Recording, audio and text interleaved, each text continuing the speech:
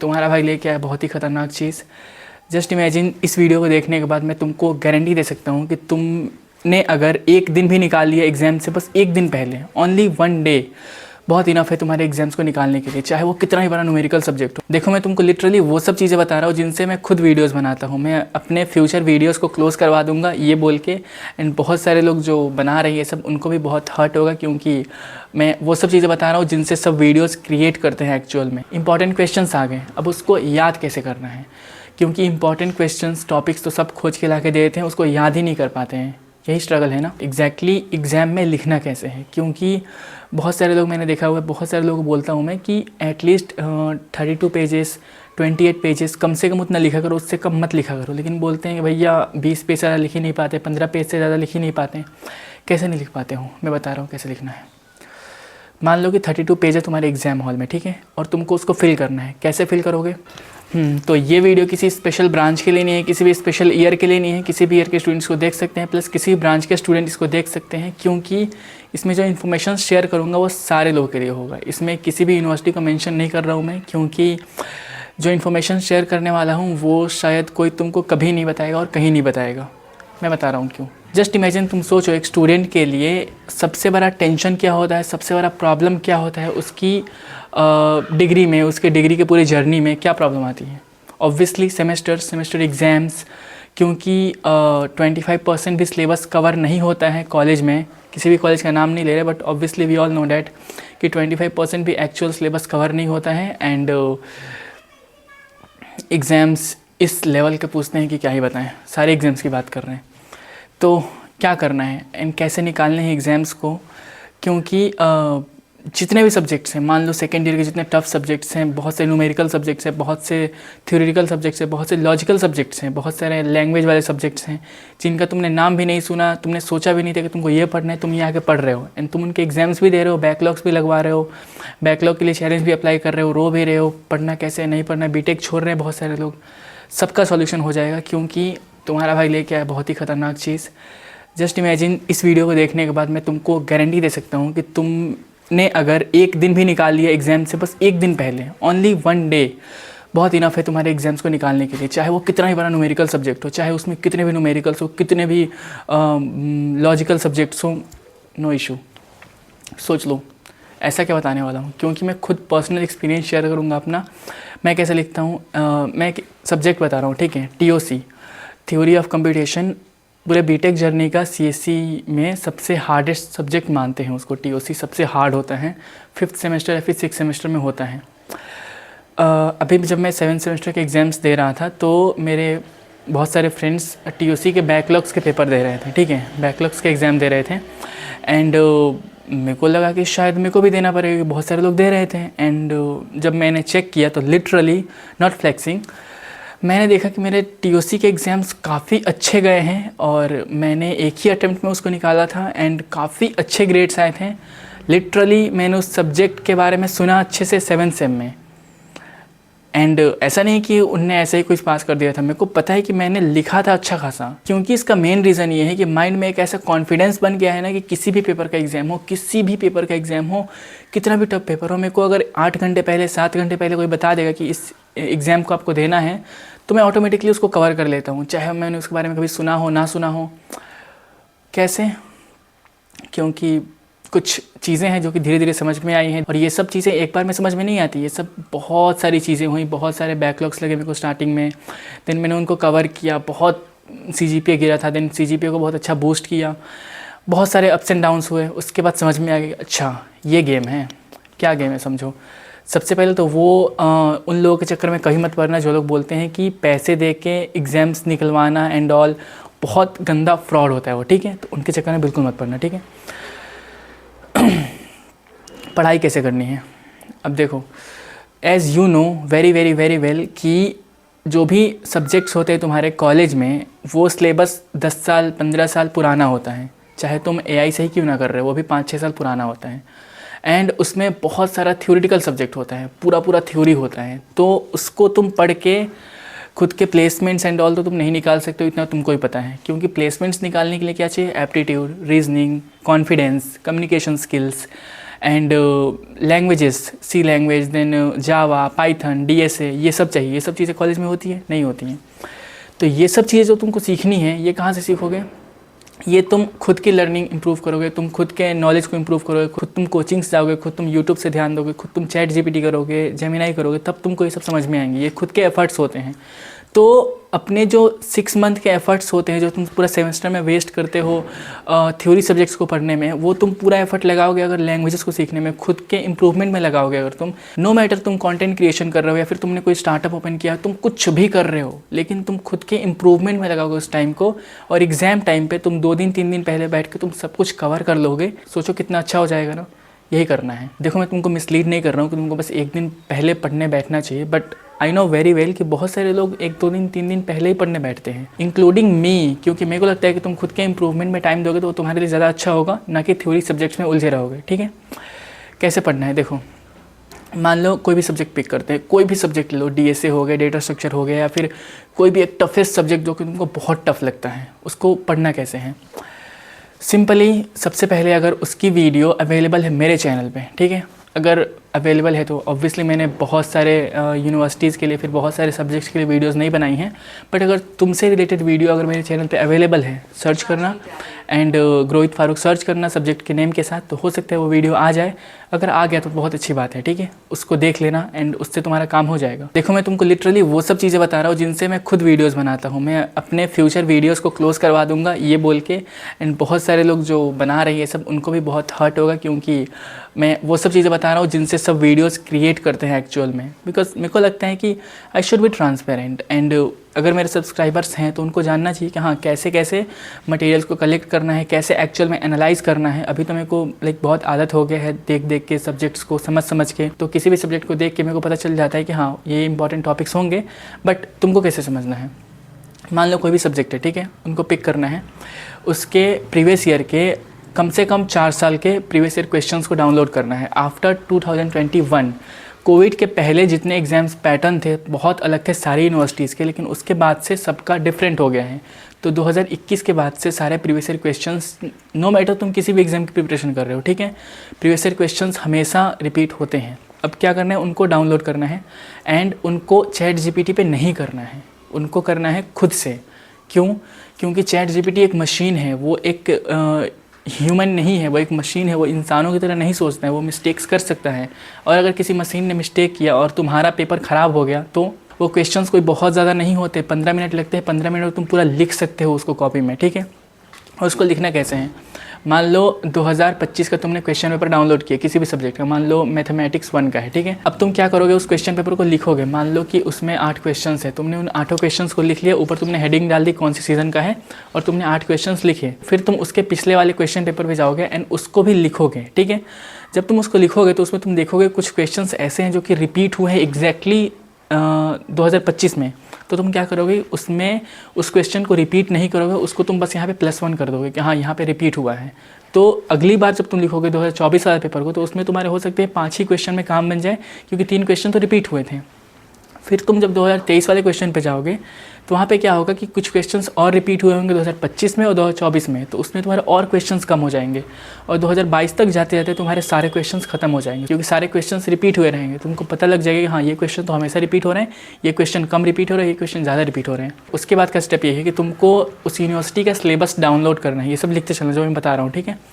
तुमको उस सब्जेक्ट का सिलेबस डाउनलोड करना है unit wise, unit 1, unit 2, unit 3, unit 4, unit 5, सबको लिख लेना है 1 by 1। उसके बाद तुमको 5 पेजेस लेने हैं खाली, एक एक पेज में यूनिट 1 ऊपर हेडिंग डालना है, दूसरे पेज में यूनिट 2, ऐसे करके 5 हेडिंग डालनी है 5 यूनिट्स के लिए। और हर एक यूनिट में जितने टॉपिक्स हैं, जितने भी टॉपिक्स हैं, उन टॉपिक्स को मैच करो कि वो कौन से ईयर में रिपीट हुए हैं, उस टॉपिक को लिखो एंड रिपीटेड क्वेश्चन के ईयर को लिखो। इससे तुमको पता चलेगा हर एक यूनिट में कितने टॉपिक्स रिपीट होते हैं हर साल, जो कि मैं वीडियोज़ बनाता हूँ अभी, लाइक लेटेस्ट जो मेरी वीडियोज़ होती हैं उसमें ऐसे ही तुम देखना कि हर एक यूनिट में कितने टॉपिक्स हैं जो कि कितनी बार रिपीट हुए, वही होता है वहाँ पे। तो इतना सारा प्रोसेस होता है बैकएंड में। उसके बाद देखो, तुमको पता लग जाएगा हर एक यूनिट से इतने क्वेश्चन है जो कि हर साल रिपीट होते हैं, इतनी बार रिपीट हुए हैं, ये फ्रीक्वेंसी है उसकी, मतलब ये क्वेश्चन इंपॉर्टेंट है। अब सिलेबस जो होता है इंजीनियरिंग का हो गया या फिर बीसीए का हो गया, एमसीए का हो गया, एमटेक का हो गया, किसी भी यूनिवर्सिटी का सिलेबस उठा लो किसी भी डोमेन में, तो 60% कॉमन रहता है, क्योंकि इसमें बहुत सारा सिलेबस नहीं है। ये यूपीएससी, एमबीपीएससी या फिर बीपीएससी नहीं है, ये नॉर्मल यूनिवर्सिटी एग्जाम है, तो इसमें 60% सिलेबस कॉमन रहते हैं। 42 to 45 मार्क्स एकदम कॉमन एग्जैक्टली सेम रहते हैं। आई रिपीट, 40 + 2 42 मार्क्स कॉमन रहते हैं हर एक यूनिवर्सिटी एग्जाम में, पूरे पूरे क्वेश्चन ही कॉमन रहते हैं। अब फॉर एग्जांपल इसको तुम रियल लाइफ एग्जांपल से रिलेट करो, तो अगर तुम किसी हलवाई की दुकान पे जाओगे तो वहाँ पे तुमको 40 मिठाई दिखेगी, तो डेफिनेटली 40 अलग अलग मिठाई है, लेकिन ऐसा थोड़ी है कि सारी मिठाई अलग अलग इंग्रेडिएंट से बनी होगी। सब में एक चीज़ कॉमन रहेगी, क्या? शुगर। सब में चीनी तो रहेगा ना, ऑब्वियसली वो मिठाई तो चीनी रहेगा सब में दूध रहेगा, मिल्क सब में है। तो ये कुछ इंग्रेडिएंट्स है जो कि सब में ही हैं। तुमको बस इतना याद करना है कि उसमें चीनी है, इसमें दूध है। तो कहीं भी तुम अगर होटल मैनेजमेंट करने जा रहे हो, तुमने एक इंटरव्यू दिया, तो वहाँ पे तुम बोल सकते हो कि हाँ, मिठाई बनाने में चीनी और दूध का यूज़ होता है। तो ये दो चीज़ तो हमेशा आते ही आते हैं। वैसे ही ऐसे कुछ क्वेश्चंस होते हैं हर एक सिलेबस में, हर एक सब्जेक्ट में, जो कि आते ही आते हैं। 100% कॉमन सिलेबस वो 60% होता है, तो वो 60% को तुमको सबसे पहले पढ़ना है, और 40% उसके बाद टाइम मिले तो पढ़ लेना है। उसके बाद जो 40% सिलेबस है वो टाइम मिलने के बाद पढ़ना है। अब समझो तुम्हारे पास इंपॉर्टेंट टॉपिक्स आ गए, इंपॉर्टेंट क्वेश्चंस आ गए, अब उसको याद कैसे करना है, क्योंकि इंपॉर्टेंट क्वेश्चंस टॉपिक्स तो सब खोज के ला के दे देते हैं, उसको याद ही नहीं कर पाते हैं। यही स्ट्रगल है ना, कोई दिक्कत नहीं, इसको भी सॉल्व कर दे रहे हैं। देखो याद कैसे करना है।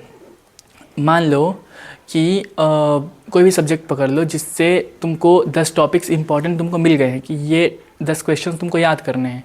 अब तुम उसके डेफिनेशंस को देख रहे हो चैट जीपीटी पे, तुमको समझ में ही नहीं आ रहा है ये हो क्या रहा है, तुमको बिल्कुल ही एकदम माइंड के ऊपर से जा रहा है वो। तुम उसके बस डेफिनेशन को, छोटा सा डेफिनेशन 2-3 लाइन का होगा, उसको याद कर लो, एंड उसके ऑब्जेक्टिव मीन्स कि जहाँ जहाँ बेसिकली तुम एप्लीकेशन याद कर लो उसका, ठीक है। एप्लीकेशन मीन्स कि जहाँ जहाँ वो यूज़ होता है रियल लाइफ में, तुम उसके रियल लाइफ एग्जाम्पल्स को याद कर लो। हर एक क्वेश्चन के रियल लाइफ एग्जाम्पल को पकड़ोगे तब तुमको समझ में आएगा कि एक्चुअल में ये है क्या। अगर मैं तुमको बोलूँ कि लाइक एक क्वेश्चन 2 स्ट्रोक इंजन क्या होता है, तो मान लो कि तुमने डेफिनेशन देखा कि 2 स्ट्रोक इंजन ये होता है, उसमें पिस्टन होता है, उसमें कंबशन चैम्बर होता है, ये होता है, वो होता है। तुम्हारे सब माइंड के ऊपर से जा रहा है कि ये क्राफ्ट क्या होता है, नहीं होता है, तुम्हारे कुछ समझ में नहीं आ रही है। लेकिन अगर तुमने उसको रियल लाइफ एग्जांपल से देखा, तुमने चैट जीपीटी से पूछा कि रियल लाइफ एग्जांपल बताओ, चैट जीपीटी पैसे तो लेता है नहीं, तुम उससे 50,000 बार पूछ सकते हो, तुम उससे पूछ लो। तुम जब उससे पूछ रहे हो कि ये होता क्या, हमको रियल लाइफ एग्जांपल के थ्रू समझाओ, तो तुमको बताएगा कि जो 2 व्हीलर बाइक्स होती हैं उसमें यूज़ होता है 2 स्ट्रोक इंजन। तो तुमको समझ में आएगा, अच्छा 4 व्हीलर बाइक में, 4 व्हीलर कार में 4 स्ट्रोक यूज़ होता है एंड 2 व्हीलर में 2 स्ट्रोक यूज़ होता है। तब तुमको इसका कॉन्सेप्ट समझ में आएगा। तुम उसको रियल लाइफ कॉन्सेप्ट से रिलेट करो, real life concept, real life examples को याद करो और उनको जाके एग्जाम्स में लिखो। तो तुम जब भी क्वेश्चन को देखोगे तुमको उसके रियल लाइफ एग्जाम्पल्स याद आएंगे और तुम उसको आराम से जाके वहाँ पे लिख सकते हो। लिटरली तुम उससे 2-3 पेज आराम से लिख सकते हो, और हर एक क्वेश्चन में 2-3 पेज लिखना ही पड़ता है, तभी अच्छे मार्क्स मिलते हैं। वो टाइम बचपन का होता था कि सही आंसर लिखना है तुमको, तुम चाहे आधे पेज में लिखो, चाहे तुम 2 लाइन में लिखो, तुम एग्जैक्ट सही आंसर लिखो, तुमको मार्क्स मिल जाएंगे। वैसा नहीं होता है एक्चुअल में, not in a negative way, but होता है कि जो चेक करते हैं लोग उनको बहुत प्रेशर रहता है, उनको जल्दी जल्दी चेक करना होता है, बहुत कम टाइम पीरियड में चेक करना होता है। तो उनको अगर स्ट्रक्चर्ड आंसर बहुत सारा 2 पेज में आंसर अगर दिख जाए, बहुत अच्छे की पॉइंट्स दिख जाए और अच्छी हैंड राइटिंग में दिख जाए, तो उनको पूरे मार्क्स देने में कोई दिक्कत नहीं है। लेकिन अगर छोटा सा आंसर रहेगा और उनको ऐसा लग रहा है कि बच्चे को आंसर नहीं आता है, तो तुम्हारे मार्क्स कट जाएंगे बिना मतलब के। इसीलिए पेजेस लिखने पड़ते हैं। बस एक छोटा सा डेफिनेशन लिखना है, उसके रियल लाइफ एग्जांपल्स को याद करना है। रियल लाइफ एग्जांपल से याद करोगे तुमको समझ में आएगा कि एक्चुअल में कॉन्सेप्ट है क्या, ठीक है। अब देखो लिखना कैसे है, एग्जैक्टली एग्ज़ाम में लिखना कैसे है, क्योंकि बहुत सारे लोग, मैंने देखा हुआ है, बहुत सारे लोगों को बोलता हूँ मैं कि एटलीस्ट 32 पेजेस 28 पेजेस कम से कम उतना लिखा करो, उससे कम मत लिखा करो। लेकिन बोलते हैं कि भैया 20 पेज से ज़्यादा लिख ही नहीं पाते, 15 पेज से ज़्यादा लिख ही नहीं पाते। कैसे नहीं लिख पाते हो, मैं बता रहा हूँ कैसे लिखना है। मान लो कि 32 पेज है तुम्हारे एग्जाम हॉल में, ठीक है, और तुमको उसको फिल करना है। कैसे फिल करोगे? सबसे पहले उन क्वेश्चंस को सॉल्व करना है जो 100% तुमको आते हैं। मान लो कि क्वेश्चन 8 का बी तुमको आता है, ठीक है, तुमको क्वेश्चन 8 का ए नहीं आता, तुमको क्वेश्चन 5, 4, 3, 2 कुछ नहीं आता, तुमको क्वेश्चन 8 का बी आता है ओनली। तुम सबसे पहले हेडिंग डालोगे क्वेश्चन 8 बी, और तुम 3 पेजेस को छोड़ दोगे, ठीक है। क्योंकि तुम्हारे सबसे जो पहले क्वेश्चन होंगे वो होंगे 8 का बी, जो कि तुमको 100% कन्फर्म आता है। स्टार्टिंग के कम से कम 10 पेज कोशिश करो कि तुमको जो 100% कन्फर्म क्वेश्चन आते हैं उन्हीं को लिखो। एंड जो तुमको क्वेश्चन आता है उसमें तुमने 6 पेज लिख दिया, जो तुमको क्वेश्चन नहीं आता है उसमें तुमने आधा पेज लिखा, ऐसा नहीं करना है। तुमको हर एक क्वेश्चन में सेम वॉल्यूम रखना है। कैसे लिखना है मैं बता रहा हूँ। मान लो कि तुमने क्वेश्चन 8 का भी हेडिंग डाल दिया, तुम उसके बाद 3 पेज छोड़ दो, फिर तुमको जो भी क्वेश्चन आता है उसमें तुम उसका हेडिंग डालो, फिर 3 पेज छोड़ दो। इससे क्या होगा कि तुम 10 क्वेश्चन सॉल्व करोगे। अगर मान लो कि तुम्हारे एग्जाम में 8 क्वेश्चन पूछे हैं, अक्सर इंजीनियरिंग एग्जाम्स में ऐसा ही होता है कि 8 क्वेश्चन में से 5 क्वेश्चंस को सॉल्व करना रहता है और हर एक क्वेश्चन में 2 सब क्वेश्चंस रहते हैं। दैट मीन्स कि आपको 8 क्वेश्चंस में से 5 क्वेश्चंस को सॉल्व करना है, और 5 क्वेश्चन का मतलब होता है 10 क्वेश्चन, क्योंकि हर एक में 2 पॉइंट रहते हैं। तो तुमको 10 क्वेश्चन सॉल्व करना है। हर एक क्वेश्चन के लिए अगर तुम 3 पेज दोगे तो कितने हो जाएंगे, 30 पेजेस। और 30 पेजेस बहुत इनफ होते हैं पासिंग मार्क्स के लिए, पासिंग नहीं काफ़ी अच्छे ग्रेड्स के लिए, बिना किसी हाई लेवल नॉलेज के, बिना किसी टॉपर माइंडसेट के। तुमको मैंने बस जितना प्रोसेस बताया उसको फॉलो करके 30 पेजेस आराम से हो सकते हैं। और कैसे होंगे, जैसे मान लो कि तुमने 8th का बी जो पहला क्वेश्चन है उसके तुमने डेफिनेशन को याद किया है, ठीक है। उसके बाद तुमको पूरा पेज खाली है, क्या लिखोगे उसमें, बताया ना मैंने अभी, real life examples. Real life में वो क्या होता है, उसको रिलेट कैसे करना है, उसको क्लियर वे में पॉइंट्स बना के रियल लाइफ एग्जाम्पल्स लिखोगे उसके। तो हर एक क्वेश्चन में अगर तुमने 1 पेज भी समझ लिया, 1 पेज के आंसर को अगर तुमने अच्छे से स्ट्रक्चर करके लिख दिया, तो तुम 2 पेज आराम से डायग्राम बना के उसको एंड रियल लाइफ एग्जाम्पल से लिख सकते हो। डायग्राम कैसे बनाना है, हर एक क्वेश्चन में तुम डायग्राम बना सकते हो। लिटरली मैं हर एक क्वेश्चन में प्रॉपर डायग्राम बनाता हूँ, हर एक क्वेश्चन में। कैसे, उसको रियल लाइफ एग्जाम्पल से रिलेट कर दो एंड डायग्राम बना दो। जैसे फॉर एग्जांपल मान लो कोई क्वेश्चन ऐसा है जिसमें पूछ रहा है कि कंप्यूटर के टाइप्स कितने होते हैं। मान लो मैंने बताया कंप्यूटर के टाइप्स कितने होते हैं, mini computer, micro computer, hand held computer, laptop, then main computer and super computer, बहुत सारे टाइप्स होते हैं, ठीक है। तो मैं क्या करूँगा, सबसे पहले लिखूँगा एक कंप्यूटर का डेफिनेशन कि कंप्यूटर होता क्या है, देन वो आ जाएगा आधे पेज में। देन मैं लिखूँगा उसके टाइप्स क्या होते हैं, point 1, point 2, point 3, point 4, 6 types लिख दूँगा, 1 पेज फुल। फिर दूसरे पेज में मैं क्या करूँगा कि हर एक टाइप को डिफाइन कर दूंगा। तो हर एक टाइप में सबसे पहले मैं टाइप लिखूँगा माइक्रो कंप्यूटर में, उसमें 2-3 लाइन लिख दूंगा। फिर दूसरा हेडिंग डाल रहा हूँ, उसमें 2 लाइन छोड़ रहा हूँ, फिर उसमें हेडिंग डाल रहा हूँ, फिर उसमें 2 लाइन छोड़ रहा हूँ। इससे क्या हो रहा है कि स्ट्रक्चर लग रहा है, बहुत ही अच्छा लग रहा है दिखने में एंड पेजेस काफ़ी अच्छे फिल हो रहे हैं। फिर जो लास्ट पेज बच जाएगा उसमें मैं क्या करूँगा, उसमें डायग्राम बनाऊँगा। डायग्राम कैसे बनाऊँगा, एक सिंगल लाइन खींचूंगा लंबा सा एंड उसमें उसको ट्री का फॉर्मेट दे दूँगा। ट्री कैसे, पेड़ होता है, पेड़ में बहुत सारे शाखाएँ निकली रहती हैं, उसमें एक लाइन खींचूंगा, लाइन खींच के उसमें बहुत सारे लेकिन सेक्शंस बना दूँगा, 1, 2, 3, 4, 5, 6 सेक्शंस बना दूंगा। उन सेक्शंस में जाके लिख दूंगा पहला पॉइंट कि पहले ये कंप्यूटर आया, फिर ये कंप्यूटर। इससे क्या एग्जामिनर अगर फटाक से पेज पलट देगा तो उसको एक बार में देख के समझ में आ जाएगा कि हाँ इस बंदे को सब आता है, क्योंकि इसने डायग्राम में प्रॉपर सब कुछ समझा दिया है। तो उसको पूरा देखने की ज़रूरत ही नहीं पड़ेगी, वो तुमको पूरे मार्क्स वहीं पर दे देगा। ऐसे आंसर्स को एक्सपेंड किया जाता है, ठीक है। आंसर्स को कैसे एक्सपेंड करना है इसके ऊपर मैंने वीडियो बना रखी थी ऑलरेडी, मैं उसका लिंक डिस्क्रिप्शन में दे दूंगा, देख लेना, ठीक है। तो ये था बहुत ही सीक्रेट वे, और मेरा कैमरा थोड़ा डाउन होने वाला है इसलिए मेरे को वीडियो बंद करनी पड़ेगी, वरना बताने को तो बहुत सारी चीज़ें हैं मेरे पास अभी, ठीक है। लेकिन करते हैं कुछ। वीडियो में मैंने बहुत सारी चीज़ें शेयर भी कर दी, I don't know that was right और रॉन्ग, बट ठीक है। मिलते हैं किसी अच्छी इन्फॉर्मेटिव वीडियो में। अगर वीडियो में थोड़ी सी भी कुछ हेल्प हुई हो तो वीडियो को लाइक कर देना, कमेंट कर देना प्यारा सा। एंड अगर इस वीडियो से रिलेटेड कोई भी डाउट कन्फ्यूज़न हो, हाँ बहुत सारे लोग ये पूछते हैं कि क्या इंग्लिश या फिर हिंदी में लिख सकते हैं, हिंदी में लिख सकते हैं, फिर हिंदी इंग्लिश मिक्स जो व्हाट्सएप लैंग्वेज होती है उसमें लिख सकते हैं क्या एग्जाम्स में। तो हाँ लिख सकते हो, सब लिख सकते हो, बट एग्जामिनर के ऊपर होता है कि उसने तुमको उसके मार्क्स दिए कि नहीं दिए। तो आई प्रीफर कि इंग्लिश में ही लिखो, टूटी फूटी इंग्लिश लिखो लेकिन इंग्लिश में ही लिखो, ठीक है। और इनफ, ख़त्म, आई गेस इतना इनफ था। कोई भी डाउट एंड कन्फ्यूज़न हो तो डायरेक्टली मुझे इंस्टा पे पूछ लेना, ये मेरा इंस्टा आईडी है। एंड मिलते हैं किसी अच्छी इन्फॉर्मेटिव वीडियो में, तब तक के लिए हाँ। और अगर इस स्टेप को फॉलो करोगे तो डेफिनेटली तुम्हारे काफ़ी अच्छे मार्क्स आ जाएंगे। तुमने अगर एक दिन पहले ही पढ़ना स्टार्ट किया, फिर तुमने ओनली एक नाइट पहले पढ़ना भी स्टार्ट किया ना, फिर भी बहुत इनफ है सब निकालने के लिए, ठीक है।